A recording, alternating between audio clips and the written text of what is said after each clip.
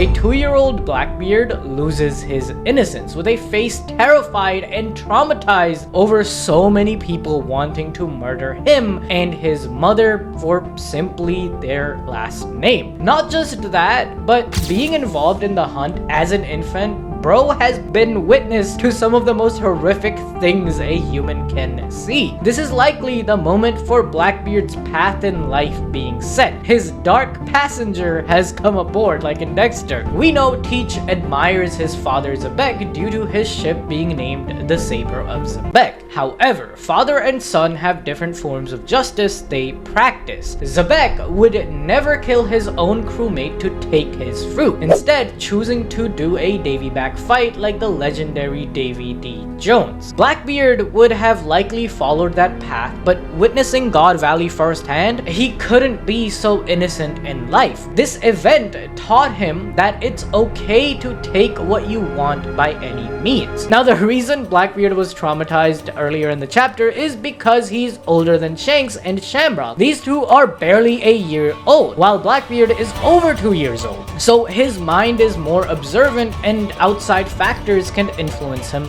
even more. Plus, Shanks got guidance from Roger, while Blackbeard was found as an orphan by Whitebeard 10 years later. No one was there to guide him in his formative years. The chaos has only started though, as the Rock's pirates have just made landfall in the East Coast. Rock says that there is no point in fighting amongst each other. They can divvy up the treasure afterward. Zebek is still putting up the facade that he's at God Valley for the treasure and Shaki. No one knows that he has his family trapped here, not even Roger. I truly don't think Roger knew the real reason Garp came to God Valley was that for his family. If he did know, I think Garp would try to help Rox's family. That's just in line with Roger's character. And I keep seeing all these reels of people making fun of Roger, like, oh my god, Roger like beat up Rox when Rox came to save his family. Bro, Roger did not know. They were all fighting for Shaki. They were rivals. Of course they're gonna fight. It's all part of the being pirates. Like, come on.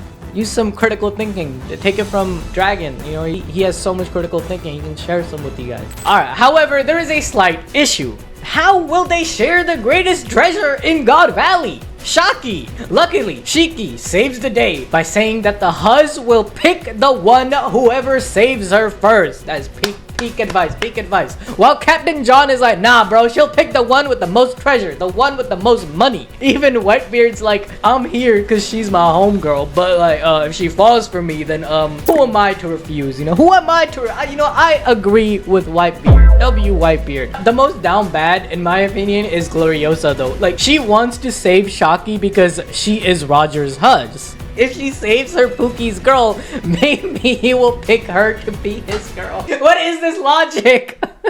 A key detail is about Wang Shi though, that this rat didn't even leave Full Elite Island. He didn't even want to save Shaki. He does not give a shit. This is why he ruled the island until Blackbeard shows up to take over during the Rocky Port incident 38 years in the future. The only person making sense from Rox's side though is Big Mom, which is saying a lot, bruh. This is saying so much. These guys are all psychos that Big Mom is making sense. Because she straight up tells all these gooners that heaven and earth would flip and Shaki still wouldn't give any of these losers the time of day. That is savage. Oh my god. Ended all these legends' careers with that line. Then Kaido asks his big sis one more time if she will save one of those devil fruits for him. Remember that Kaido is pretty young here, barely 20, and isn't as powerful as all the other Rocks Pirates member, meaning he isn't in a position to demand for valuable treasures